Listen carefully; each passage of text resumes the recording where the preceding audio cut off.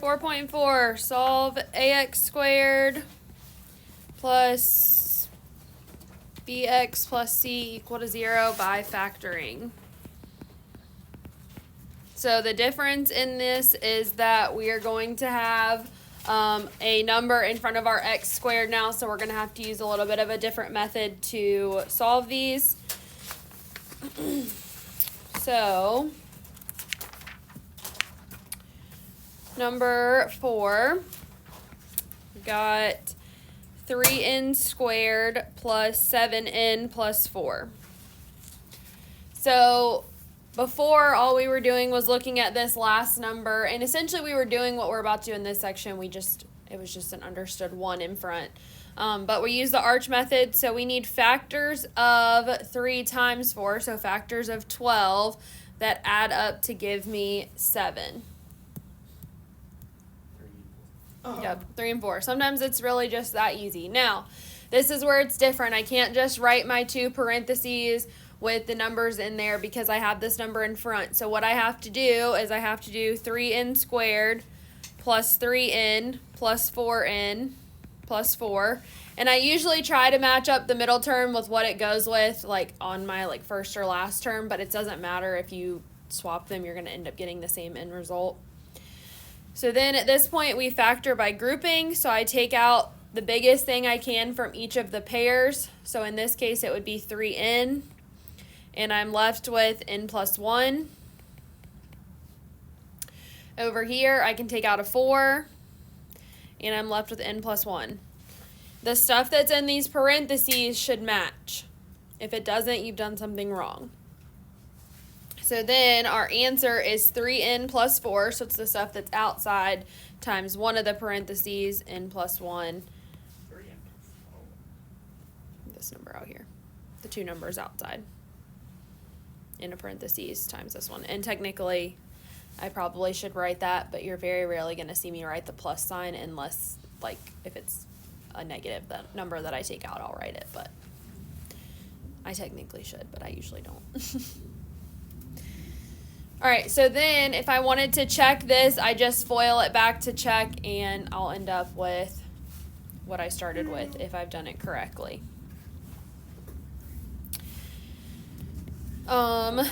6.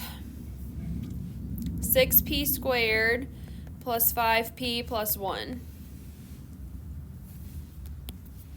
So I need factors of 6 times 1, so factors of 6 that add up to equal 5.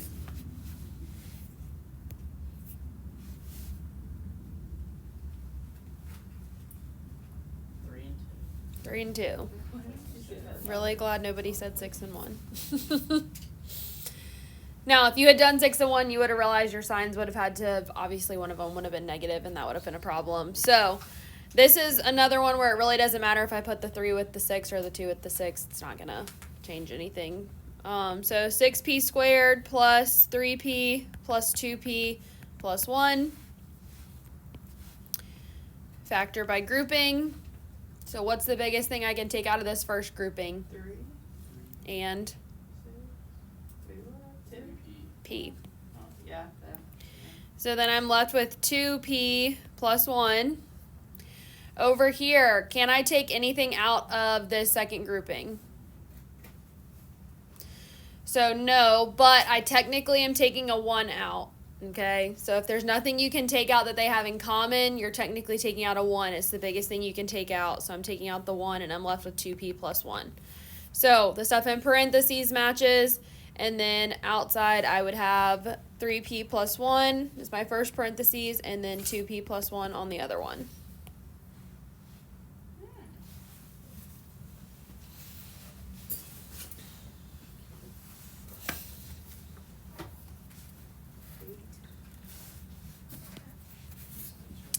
Ten.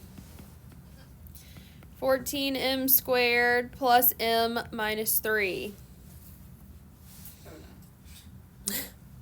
All right, so I need factors of 14 and negative 3 that add up to equal 1.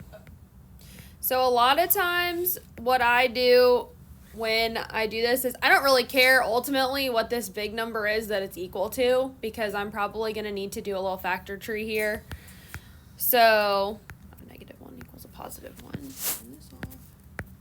So, 3 can't be broken down any farther than that. 14 is 2 and 7. So, I need some combination of 2 times 7 times 3, obviously, that then adds up to give me a +1, and one of the numbers has to be negative. So I can have, obviously 14 and 3 doesn't work, 21 and 2 doesn't work, but 6 and 7 could work. I just need to make the 6 negative. You see that? Okay. So -6 and +7 are going to be equal to 1. So I'm going to put the 7 with the 14. Again, it really doesn't matter. I just like to try to group numbers that are the same with each other. So I've got 14m squared plus 7m, not plus, minus 6m minus 3. What can I take out of my first grouping? 7. And? M. Yep, Wow. 7m. And I'm left with 2m plus 1.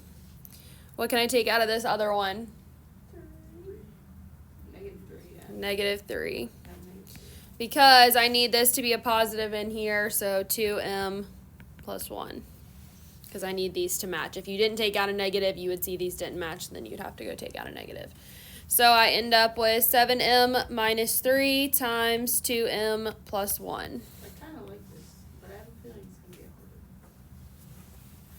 I mean, sometimes it's a little bit harder because the numbers that you're dealing with, but it's not really, the process stays the same the whole time. All right, we're going to move into some of the special patterns. So we obviously did the special patterns yesterday of difference of squares and perfect square trinomial when there's just a 1 in front, but they still work if there's a number in front as long as it's a perfect square. So with 14, 4r squared minus 25. So I'm just going to rewrite this so that we can see it. I would not normally do this, but this is 2r all squared so that you can see that that's a squared term, minus 5 squared. So that's my other term. So this special type is a difference of squares. The other thing I did not mention yesterday is I often on quizzes and tests will say that if it's a special type and you state the special type, I give you a bonus point. So it's a good way to get some extra points that way. All right, so a difference of squares, it's always the first term plus the last term times the first term minus the last term. So we would have 2r plus 5 times 2r minus 5. First term plus the last term plus the first term minus the last term. You just Times, not plus, but yes. Oh. So whatever the first term is that's being squared, you write that in the first spot in each of them, and then whatever the last term is that's being squared, you write that in the end, and then you just have opposite signs. Do you ever get tired of teaching math? No. Because she likes it. Yeah, you just do I mean, maybe some of the all classes, day. but Geometry, I don't know if I could do that. I mean, I guess there's some days that I'm like, I kind of don't want to teach today, but I think every teacher would say that. Yeah. Some topics I definitely don't like as much as others. What's your least favorite topic? In Algebra 2, Yeah. probably honestly graphing parabolas. Just because it's Oh, like isn't that what we just tedious. Like, I don't know. Uh, I don't know. Trig is my favorite. All right, number 16. 16s squared plus 8s plus 1. I'm convinced that whatever the number is, they're trying to just start the next problem with that number. I feel like that's just what's happening. Trying to make it not blurry. All right, so this is in a section called special types, so I already know up front that this is a special type. So this term up here, 16 is 4 squared, so this is really 4s all squared, so that's going to be that term. 1 is just 1 squared, would we agree with that? Yeah. Okay. And then the middle term is 2 times the first term, so times 4s times the last term is 1, which gives me 8s. So I recognize that this is then a perfect square trinomial. Okay, if you didn't see that it was a perfect square trinomial, because again, on a quiz or test, I'm not going to be like, hey, this is a special type. You're going to have to recognize it. But as soon as you do your normal factoring like we did in these first problems up here, you're going to end up with a repeated set of parentheses, and so you're going to realize, oh, this was a special type.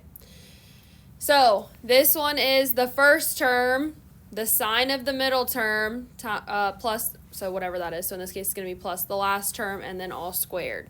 So 4s plus 1 squared.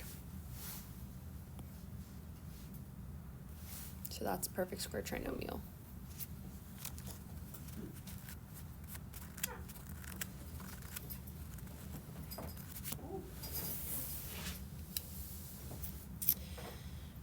All right, 22.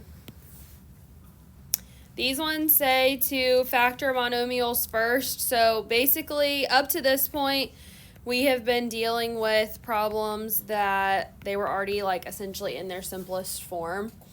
But I really don't feel like multiplying 12 times negative 40 and finding factors that add up to negative 4, at least at the moment. 480. So what we can do is we can factor something out first to make it easy. So we need to find something that's in common with everything. Say it again. 4. Yep. So 4. I'm going to take a 4 out. Now, the 4 doesn't just disappear. It just is going to go out front. So when I do that, I'm going to have 4 times 3x squared minus x minus 10. And then at this point, we would do our arch method factoring. So I would do factors of 3 and negative 10, so factors of negative 30 that add up to negative 1. Great. But as you go down, this 4 needs to go with you. So either draw an arrow and bring it down, or literally just rewrite it every single time so you don't forget about it. Positive 29 and negative 1. I don't know. Does that add up to negative no. 1? Negative 6 and 5. No. Negative 6 and 5.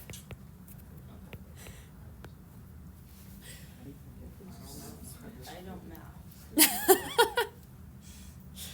All right, so in here I have this 4.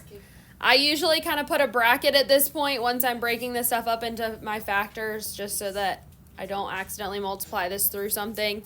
So 3x squared minus 6x plus 5x minus 10. Now I can factor by grouping inside. Before I do that, again, I'm going to bring down my 4. What can I take out of this first grouping? 3x. 3x. And that leaves me with x minus 2. What can I take out of my second one? 5. A 5. And that leaves me with x minus 2. So those parentheses still match. So now I have my 4 that I factored out initially. The stuff outside the parentheses, so 3x plus 5. And then the stuff inside the parentheses, x minus 2. And so that would be your final answer on one like that.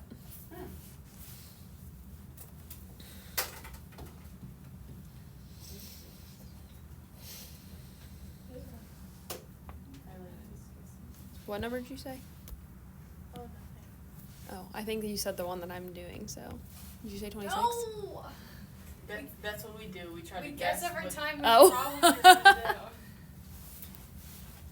Well, to be fair, they're already written down, so it's not like who I hear say it. So Oh. I already have them written down which ones I'm going to do. So 26, 12m squared minus 36m plus 27. Yep. So obviously, again, these Did problems you say are... minus 27 and then you put plus 27? I don't know. It's supposed to be plus. I'm not sure.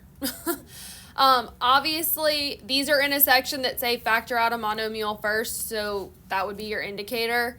But what I would tell you is, again, on the quiz and the test, I'm just going to say factor the expression, and you're going to need to recognize, hey, I need to factor something out first. Now, it still works if you don't. You're just going to end up with some really, really big numbers if you don't.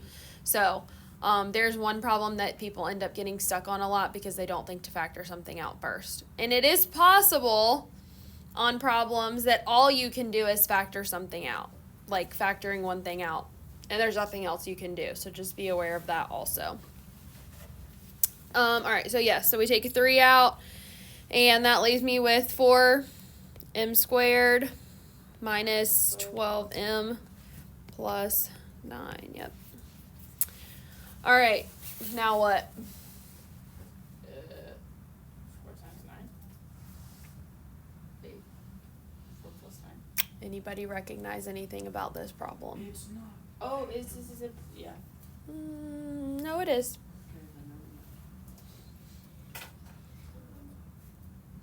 What's true about this first term here? Whoa. It's a perfect square. Oh, it's a perfect square trinomial. It's a perfect square trinomial. This first term is something squared. This last term is something squared. And this is 2 times each of those things in the middle. So this is a perfect square trinomial. So I don't have to do anything other than, this would be 2m. That whole thing is being squared. So 2m, sine of the middle term, minus, and then this is 3 squared. So then this would be a 3, and then we just square it like that. Now, if you had gone about it and done the arch method, you would ultimately, like I said, get to the same end result. But just so that you see, start looking for that. I would say first, see, can you factor anything out? Is there anything I can factor out of my problem? After that, are the terms squared? Is there a chance it's a perfect square trinomial? Because that should be the easiest type of factoring. And then go to the arch method as your last result as you're doing problems. Questions on that? All right, the last step in this section is to solve the equation. So they're basically just going to take your factoring and set them equal to 0 like what we did at the end yesterday. And you are solving. Did y'all already guess? Yeah.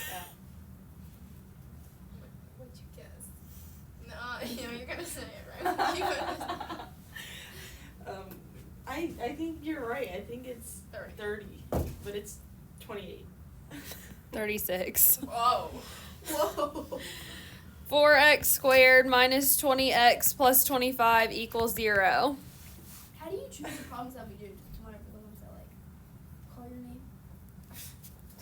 Kinda. Like, I try to pick, I try to look at, because obviously my book has the answer, so I've tried to, look at and make sure I'm hitting things that have different aspects to them.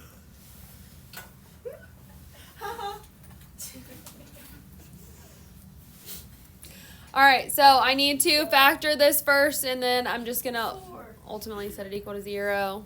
Huh? 4. Does 4 go into 25? Never mind. 4 does not go into 25. Is it a perfect square trinomial? Is it? Yes. Yeah. It is, because this is 2x all squared. This is 5 squared.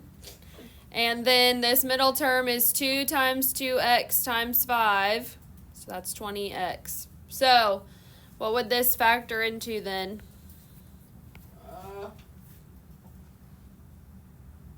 don't know. I gotta go. 2x minus 5 all squared equals 0. So we technically are taking the square root of both sides, but obviously square root of 0 is just 0. So I have 2x minus 5 equals 0. Oh, and then we have to solve. Add 5 over 2x equals 5, so x equals 5 halves. Now, if you can go straight from here to here without doing this intermediate step, you're welcome to do that, because I think you probably can mentally move that around. But if you need to write it all down, that's also absolutely fine.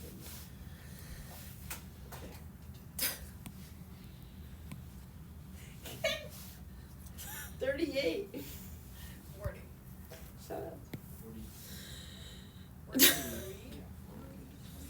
I feel like Just throw in a random odd.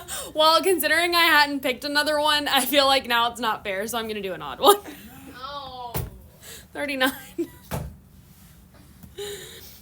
6r squared minus 7r, nope, minus 5 equals 0. All right, so first, is there anything I can take out of all the pieces? No. Is there No. any of these that are non-factorable? Watch, the next one she's gonna pick is not a factor. The next one she's going to pick is not. In the section, yes, but not that I'm doing. Okay. This is the last one, unless y'all have questions. That's literally what I just said. All right, so is this a special type? No. No, because the first term nor the last term are something squared. So that means I need to use my arch method. So I need factors of negative 30 that add up to negative 7. Negative 10 and 3. Yep, negative 10 and positive 3. Great job. So I've got 6r squared minus 10r plus 3r minus 5. So what can I take out of this first group? 2r. Leaves me with 3r minus 5. What about the second grouping? Can I take anything out? 1. Yep, just a 1. So I have 3r minus 5. So then I end up with 2r plus 1 and 3r minus 5. Now I take each of those pieces and set them equal to 0. So I have 2r plus 1 equals 0 and 3r minus 5 equals 0. See, like, both these are going to be fractions, so I don't want that. Well, you don't have to do anything with the fractions. I know. So 2r equals negative 1, r equals negative 1/2. Over here, 3r equals 5, r equals 5/3. He started liking it. It was so weird. All right, any questions? No. All right. 3 through 27, every other odd, and then 33 and 37.